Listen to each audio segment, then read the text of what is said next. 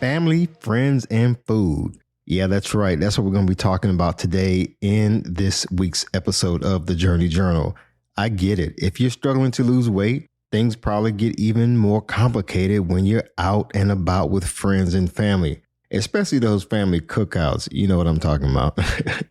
We eat all kinds of food and, we try not to stand out and be the oddball when we're out with friends. And it's different when we're alone. We eat whatever we want when we're alone, or we stick to our regimen when we're alone. But man, when we get out and about with friends and family and y'all are at a restaurant or some other social event, sometimes it gets challenging. So we're going to talk about the role that social eating plays in weight loss. So stick around to hear the rest of this episode.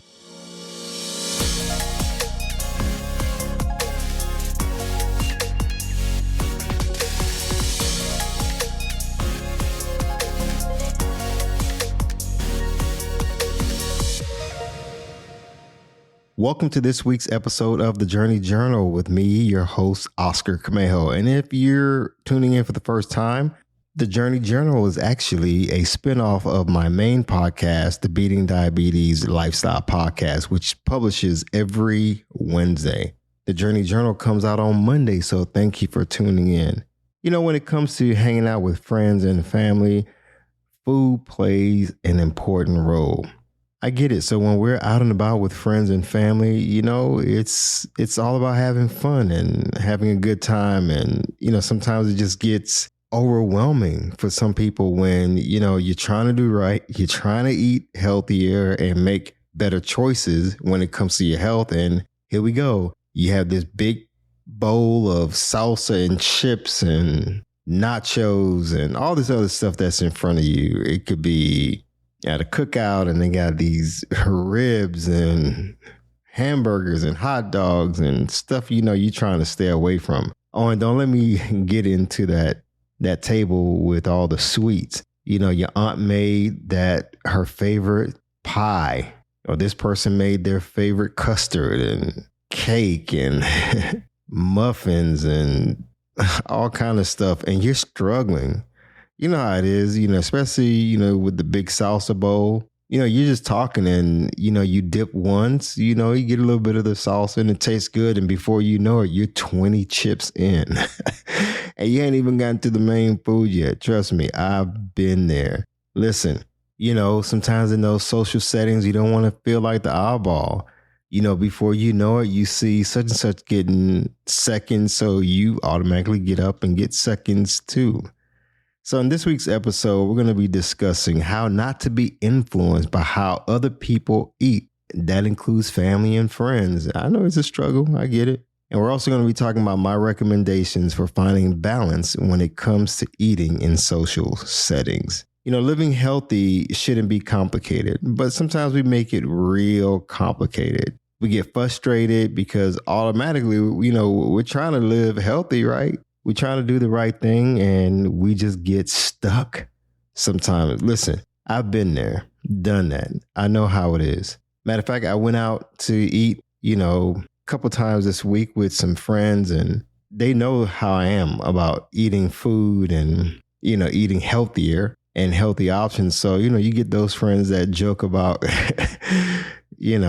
how I eat and stuff like that. But they also ask questions. Legitimate questions, because they also, they respect the fact that, I'm on this journey. So sometimes they ask questions because they too want to live a healthy lifestyle. So I respect that. I dig it. I can get it. So what about you? Our environment plays a very important role in how we live.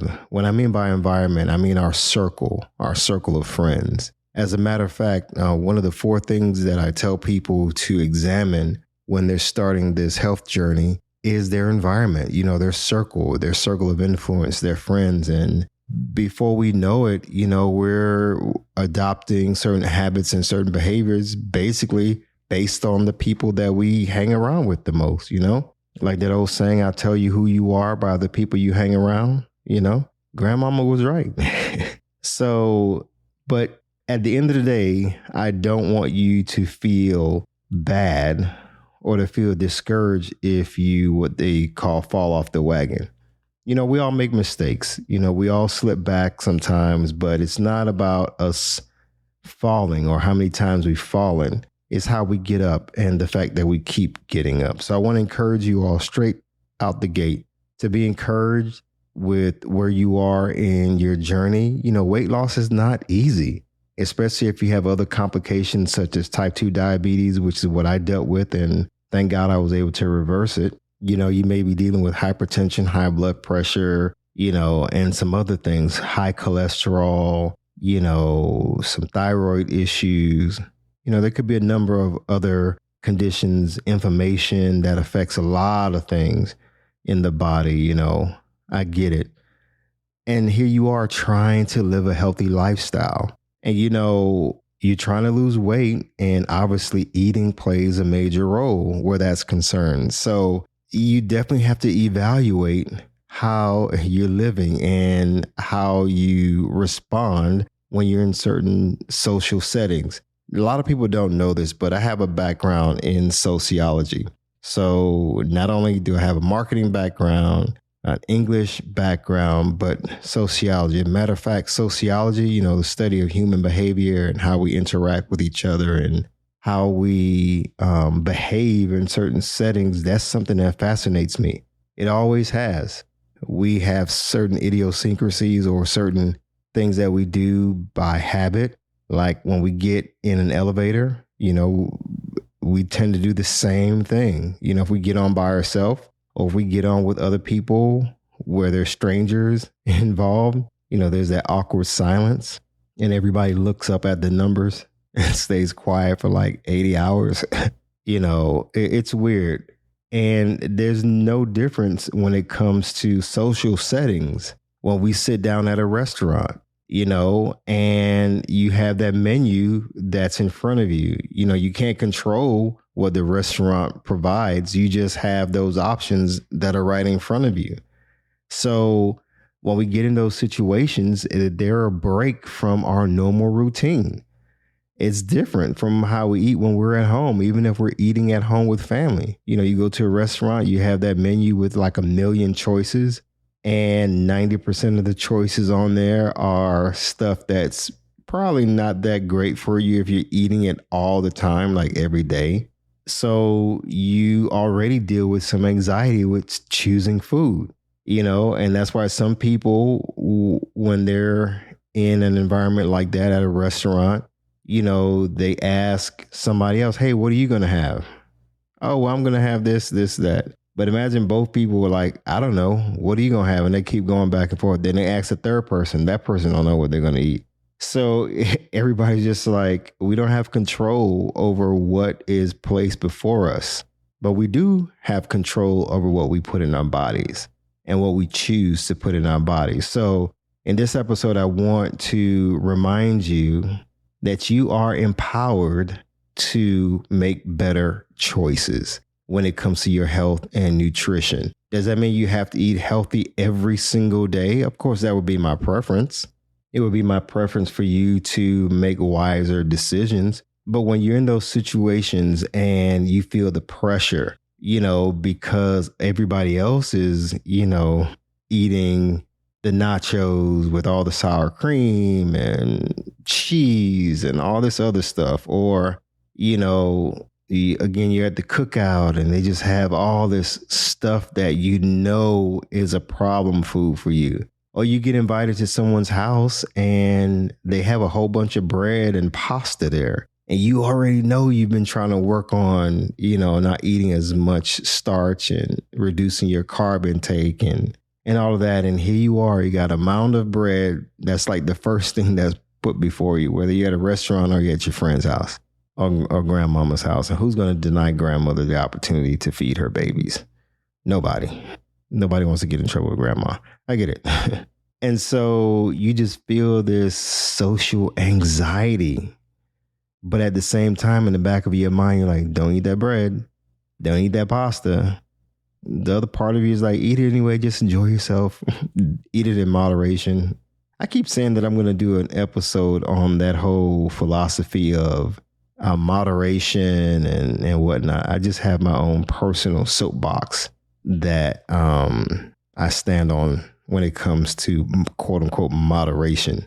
That's going to be a very interesting episode. In any case, so when it comes to our environment, it's different from our normal routine. Let's say you eat healthy, quote unquote, throughout the week.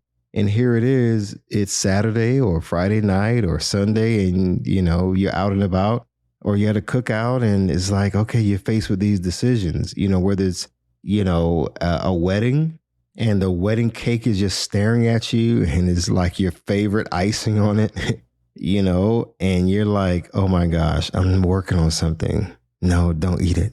Don't eat the cake. Then the other side of you says, eat it. You're here to have fun. Live a little. And oh my gosh, there's so many scenarios I can think of right now. You're probably thinking of some that you probably were in recently. You probably went on vacation and you just start, quote unquote, wilding out, as they say. And you came back from vacation and you remember that huge steak that you ate every day, fellas, ladies too, or some other food. You probably ate rice all the time, or pasta, or just, but you had a good time though. You were with your friends and family or your loved one, probably an excursion with your wife, your husband or somebody. Anyway, let me leave that alone. So, number two, I'm kind of going in order here. So yeah, number one was your environment. You get affected by your environment. And sometimes when you're in that environment, number two, you have no control over the options, like we mentioned earlier. And it's like, okay, you feel overwhelmed and you get this sense of anxiety. And you just feel like, oh my gosh, what am I going to do in this particular situation? And then the icing on the cake, no pun intended, is you have peer pressure that you have to deal with. You probably heard statements like this. Come on, you're eating a salad again? Live a little. One French fry won't kill you. It's true. One French fry may not kill you. Or you hear, man, I can't see how you do it. I can't be in bondage. Free yourself. Have fun. Eat whatever you want. And you free yourself and you eat whatever you want, Man, I remember once, I'm going off on a tangent here, but it's very relevant. I remember being invited to a coworker's home. This was years ago, not any of my current coworkers. And their relative was having an event. So I went, and they had this mac and cheese and some other stuff there. And in my gut, you had that gut feeling. My gut was telling me, do not eat that food. And I'm a spiritual person, so I think it was God telling me, hey, don't eat that food. And I want to say what the weird thing is, I even had a dream the night before that I went somewhere and ate some food and got sick. So the dream came true, folks. Yes, I went to this thing and I'm looking at the food and I'm like, don't eat it. And at the time, I didn't remember that I had a dream about it. But sure enough, I ate the food. And when that food started to digest many hours later after I got home, I was so sick.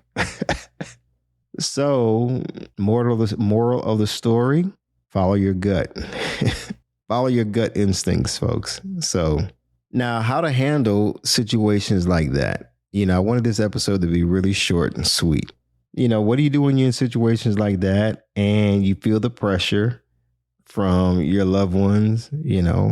What do you do when you are in a situation where you have options there that you have no control over? What happens when you're in an environment where other people are overeating and you feel the pressure to overeat too, because again, you don't want to feel like the odd person out? Well, I want to encourage you by giving you some really practical things, but it's a way how to handle those scenarios, because we all get in those scenarios, right? We all been there before. I want you to, number one, be sure of yourself.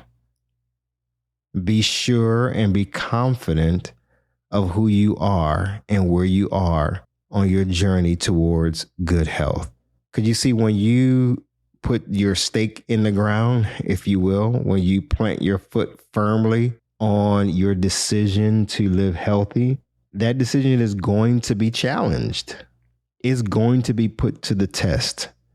So you have to remain confident and secure in your decision. Now, that's going to take on many forms that looks like different things, but you have to be sure of yourself so that even if you do enjoy yourself and eat whatever's there on the menu, whatever you choose on the menu or at the barbecue or wherever, you don't come away feeling guilty.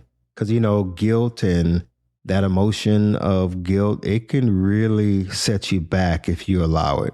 So number one, be confident and secure in your decision to live healthy. And that takes time to develop, especially if you've probably been beating yourself up for a while for making bad choices in the past. I get it. Been there, done that.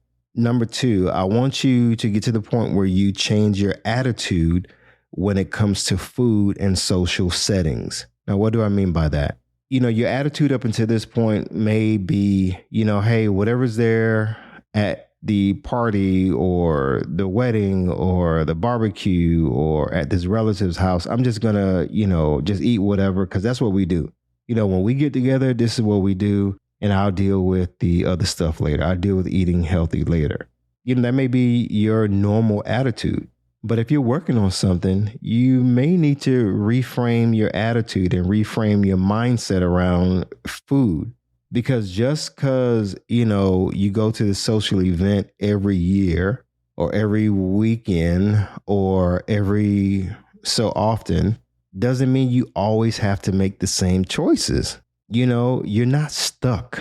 You're not stuck with the options that are given you every single time. Remember, nobody's forcing us to eat unhealthy foods. We have a choice. We have control. We don't allow food to control us. We don't allow our environment to control us. We can control how we approach and handle food. Now, the next thing, number three, I want you to make your health journey very clear. Now, what do I mean by that? That doesn't mean you only have to make it clear to yourself, but you have to make it clear to the people around you. It could be to your spouse, to your kids, your coworkers, your other family members, your extended family members. They need to know that you're on this journey. And that brings up a good point. How many people even know that you're on this health journey? Are you doing this all by yourself in secret and nobody knows? So you keep getting pressure to eat a certain way because, hey, nobody knows what you're doing. You may be embarrassed, I guess, because of maybe you're at a certain size or whatever. And you're trying to make some changes and it's like, let me just do this in secret. But you don't have to keep going at this alone. I often talk about having an accountability partner. Having an accountability partner is very important, especially when you're in situations like this, Again, make your health journey crystal clear so that when you get in scenarios like that, it's good if your friends and family know ahead of time that, oh, yeah, you don't eat a certain way because you're working on something. People will respect you more, I believe, the more you stick firm to and stand firm on your decision to live healthy. Okay, next. Be aware and be mindful. When you go into a situation, party, social event, no matter what it is, be mindful and be aware. What I mean by that, it's, be cognizant of the fact that, hey, okay, you're present, you're here, you're in this environment, you see what's on the menu, be aware of what's on the menu and be aware of what's going to be a problem for you. It'd be great if you knew ahead of time that they're going to have just fried food or they're just going to have nothing but pastries, a social event where it's a birthday party and, it's going to be cake everywhere. So knowing that ahead of time, even if you know which restaurant you're going to go to, there's certain apps that'll tell you, what is on the menu. You can either pull up that restaurant's website or look on Yelp or Open Table and look at the menu options. So ahead of time, hey, you know what? I'm going to eat this, and that. I'm going to stay away from that because you know such and such, the person that you're going to meet, they like to have this and they like to order rounds of nachos and all this stuff and cheese dip this. And, that's just how they are, and ahead of time when you walk into that situation what you're going to order. So that would be my recommendation. Be aware of what's going on and be mindful so you're not caught off guard. And lastly, now this last one may seem like it goes against all the other stuff I've been saying, but it's not. At the end of the day, that one order of French fries or that one hamburger or even that one pork sandwich that you may order, that one thing may not hurt you. Again, I don't know your metabolic situation, but I want you to enjoy yourself, bottom line. If you enter a situation and all that's before you are these different options that may go against your health routine, knowing that ahead of time, it still empowers you. Don't feel like, oh man, I ate this piece of bread and now I'm going to gain 1 million pounds and it's going to throw off my whole routine. Don't beat yourself up, okay? You hold your head up. If you eat something that's outside of the norm, it's okay. Listen, when I go out with friends, whether it's at a Mexican restaurant or an all-American restaurant, sometimes I may have a burger. I don't eat fried chicken anymore. That's just a personal option, personal choice. But I believe if I do eat a piece of fried chicken or something like that, I know it's not going to hurt me because I live a lifestyle of health and nutrition all the time. But I already know that even talking about eating fried food kind of like turns my stomach. So I listen to my gut now, but on occasion I may eat French fries and I don't go overboard, if there's roasted potatoes on the menu, let's say if they have baked chicken and broccoli and roasted potatoes, I may get the roasted potatoes. I don't eat a lot of it. I control my portion sizes now, and you don't have to eat everything that is before you. You can eat half and give the other half away. You may have some hungry kids at home waiting for you to get home. They want to eat the leftovers. So anyway, I'm being facetious on that part, but you get my point. At the end of the day, I want you to enjoy yourself no matter where you are, because that's the whole purpose of being in a social setting. Is to enjoy the company that you have. We just came through this pandemic. Well, we're still in it. And a lot of us were just separated from loved ones for so long. And now, a lot of us were getting back together with our loved ones. And so at the end of the day, social settings are good for us. We can still choose healthier options. Or, if you want, just eat ahead of time. You don't have to eat what's there. You can eat ahead of time and be full before you get there. So, okay, no matter what's there, I'm not going to eat. So I guess that's like another recommendation. At the end of the day, feel good about yourself. Don't get into this emotional roller coaster of, I failed and, I'm not successful. And then you just give up, cave in and quit and you just throw in the towel. No, I keep telling you, I'm not going to let you give up, cave in and quit. So stop talking like that. Okay. We're here to encourage each other. So get to the point where you are no longer struggling to maintain a healthy lifestyle. Change your mindset about yourself. Change your relationship with food. As I've been saying lately, food is for fuel, not for comfort.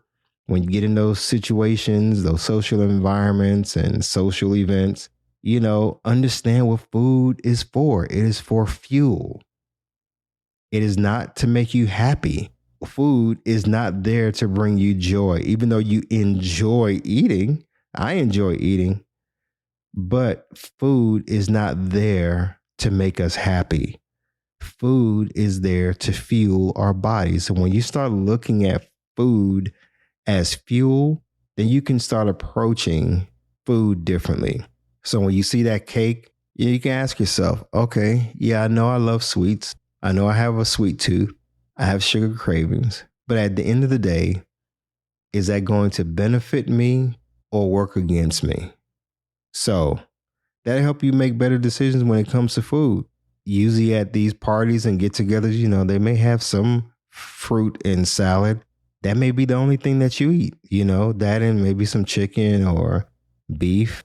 You don't have to eat the bread and the pastas and all the other stuff that is a problem for you. So in any case, that is going to conclude this week's episode of the Journey Journal. As always, I appreciate those of you who listen, follow, share, and subscribe to this podcast. The whole premise of this podcast at the end of the day is to help diabetics make lifestyle changes to reverse type 2 diabetes. Now, you may say, hey, Oscar, I'm not a diabetic. I don't have type 2 diabetes. I'm not dealing with, a lot of these issues that diabetics deal with. Where I get it, I still would like to know that you find value in this podcast. Maybe you do know someone who is a diabetic and needs some encouragement. So tune in each week, have them to tune in each week, have them to subscribe. I guarantee you that if you follow the practical steps that I give you each week, you're going to see results. They're going to see results. Because at the end of the day, my goal is to help you live a focused and fit lifestyle so you can feel alive every day of the week. As always, stay focused, keep moving, never go back, leap forward, bounce back because you can. And most importantly, trust God. You got this. I believe in you. Be sure to visit the website at www.beatingdiabetieslifestyle.com for access to free resources and other information that will help you along your journey. If you would like to submit a question or a comment about the show or to learn more about the Beating Diabetes Lifestyle, you can always email me at hello@beatingdiabetieslifestyle.com. And if you haven't already, be sure to subscribe to this podcast. Hi, everyone. Thank you for tuning in to the Beating Diabetes Lifestyle Podcast with Oscar Camejo. We hope you enjoyed this episode. As a reminder, this podcast is intended for motivational and educational purposes only. It is not a substitute for professional care by a physician or other healthcare professional or qualified fitness instructor. This podcast is provided on the understanding that it does not constitute medical or professional advice or services. If you're looking for help on your journey, seek a qualified medical practitioner. It's important that you utilize someone who is a trained, licensed healthcare professional who can help you on your journey toward good health.